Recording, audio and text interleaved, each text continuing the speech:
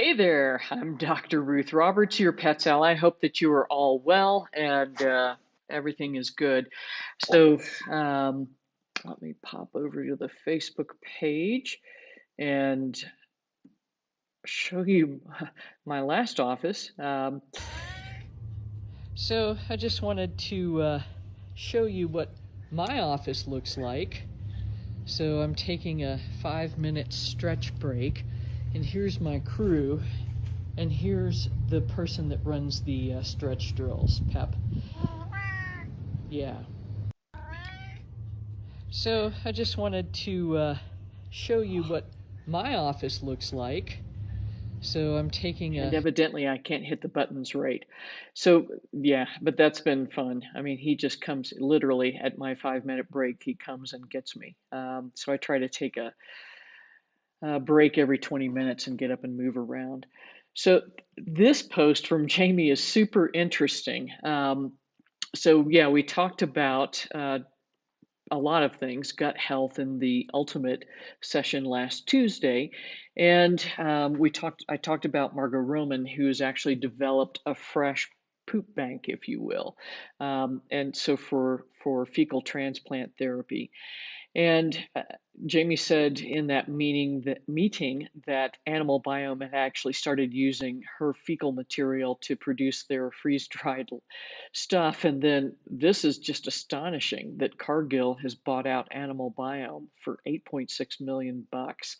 So right on for those folks. I mean, they started this business less than 5 years ago, and so what is Cargill going to do with it? That remains to be seen. But I think they're starting to see the importance in making sure that um, that the microbiome is correctly fed and supplemented. So that's super fascinating. And Jamie did was trying to get Willie to some appointments last week and unfortunately got stuck in a snowstorm. So sorry about that. And then here's the recording for the Ipets Ultimate. If you missed it, we swapped the time up to 3 p.m. every Tuesday or once a month on a Tuesday. And what I did is sort of talk about gut health in general, and then we answered some questions for folks that were there. So we'll be taking that format. Looking forward to seeing more of you. Hopefully, this time will be better for you to attend. And let's see. So I mentioned this in the Crockpet broadcast, but yeah. So we're having free shipping on any order all through December, and then for every order over $100, we'll be giving away a herbal turmeric uh, with bioperine and organic coconut oil. So that a little gift for you guys. And then, well, looks like Tuesday, Monday, and then if there's a better time, just click in here, add an option, and write in what day and time you'd like that to be. So we may have to bump that iPets Ally around a little bit or just kind of run it back to back. Let's see, Susie's asking about dry food. And Susie, I honestly have lost track of commercial pet foods, to be honest. So there's a lot of resources out there. A lot of folks are saying Dog Food Advisor is getting a bit commercial, but here it is. So here's their 10 best food choices in the dry category. I think a lot of you use Instinct, which is more of a uh, sort of a raw with just a little bit of veggies. So you may need to add some other type of veggies in there because really it's just meat, peas, and then chicken fat.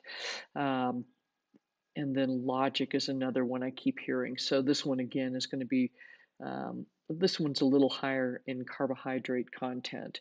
And going on to the dry food should not be too big of a problem, but you may have some trouble transitioning off. And then the other thing you could do, Susie, is to um, just leave a bag of fresh veggies available for the house sitter. And if she can see her way through, we've also got no viewers on now. So if she can see her way through to um, just adding a few, throwing them in a pot of water that's boiling, and then putting both the water and the veggies over the top of the dry food, that would be a whole lot better for your guys, I think. Um, let's see, let me head back to the page and make sure I haven't missed anything here. Kathy's asking about trying to get a capsule with turmeric and some other stuff in it, and she just will not eat it because of the taste. So, I mean, you can use cream cheese. American cheese is another option. Liverwurst would be a little tough because that is a beef-based product, and then, the other sort of standby, which is Vienna sausages, also is beef-based. You could also consider canned sardines, and what's easy to do is to take those, take a sardine out of the can, give her a piece of sardine without the pill, give her a piece with the pill, and then another piece without the pill. So you kind of fake her out a little bit. So see if that helps. And Mr. Willie did indeed have a urinary tract infection. So glad to hear that's feeling better. Hopefully his skin looks a bit better too. So I have a feeling he's got that sort of generalized infection. And hopefully he can get some acupuncture and the biocom treatment. Tomorrow. Hopefully not so much snow this time, but I love this photo of everybody hanging out with Santa Paws. So right on, Willie, keep trucking. And I think that may be it. Let me pop back over and look at my cheat sheet, make sure we've got it all covered. Yeah, so I think that's it. If I'm going to be taking a week off, so we will uh, be heading to Mexico City and really enjoying some time off visiting museums and things like that. And so I will be back on the 15th, which is a Wednesday, and we'll do our program then. And if you find that you've got questions, and maybe we'll adjust the time at that point as well. So the thing I wanted to show you, we went to Tenochtitlan, which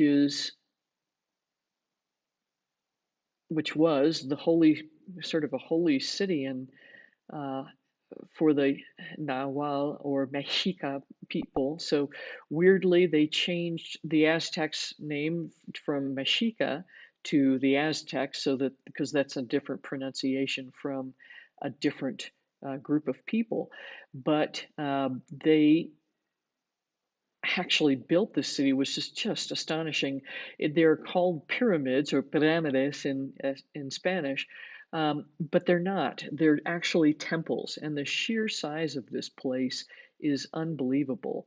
So this is the head of Quetzalcoatl, and he was a feathered serpent. And interesting, if you've ever seen the movie The Never-Ending Story, this is pretty much what he looks like. So they've had a lot of reconstruction because things were so destroyed there. But again, this is some of a peek through into Quetzalcoatl's temple and some of the facades that remained there, and then more of the some of the murals that are left that were just sort of the normal part of the decor. But this is looking towards the Temple of the Moon, and this platform in the center is considered to be the center of the universe for the Nahual people, for the Aztecs or Mexica. And it's interesting because the way they built these temples was to mimic the shape of the mountains behind them. And so if you couldn't summon the energy and the power to climb to the top of the mountain, you could just climb to the top of the temple, which is still no small feat, and gain the power that was there. And then this is looking more towards Quetzalcoatl's temple. So here's the head that I showed you earlier. And this is a warrior, a crocodile warrior with the head and sort of things that look like crocodiles. So the reason I'm telling you this is that part of this belief system involved dogs, and what there is a breed of dog in Mexico called the Xolo, and they are the guides to the underworld. So let me pop this up one more time. So here's Mary Jo and I standing in front of the Temple of the Sun, which was when they reworked it in the early 1900s, prior to the 100th anniversary of Mexico's independence, they took a little liberty with it. But the things that's interesting is that about 150 yards out from the temple, after a huge rainstorm, they discovered this enormous opening down into a tunnel. And so what the Nahual believed is that when someone died in your family or someone that was dear to you, you took offerings down into the tunnel, into towards this tomb. And literally, when they found the tomb, they took out over 3 million artifacts. And the thing that is so interesting is that probably more than half of them were figurines of these Xolo dogs. So, I mean, it's just astonishing what, what, how the people believed that things would work. But they believed that beneath was the underworld. This plane, Earth, is for the living, and then above was for the gods. And then you could make contact between the above, the plane of the gods, through the plane of the earth um, into the underworld or inframundo. So this is part of why the Day of the Dead is so uh, important in Mexico, because there is this tradition within the Nahual or Aztec culture.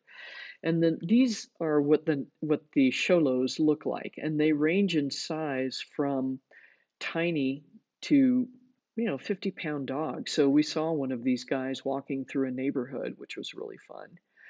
So I thought I'd just share that little bit of information about, and this is the weird thing. So Xolo, it's and this is in Nahual, and this is why it's such a brain bender.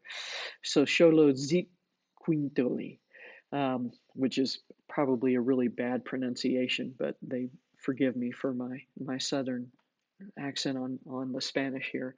But it's really, really interesting stuff. And this is why Mexican culture, the dog is everywhere. However, in many cases, they are not treated well.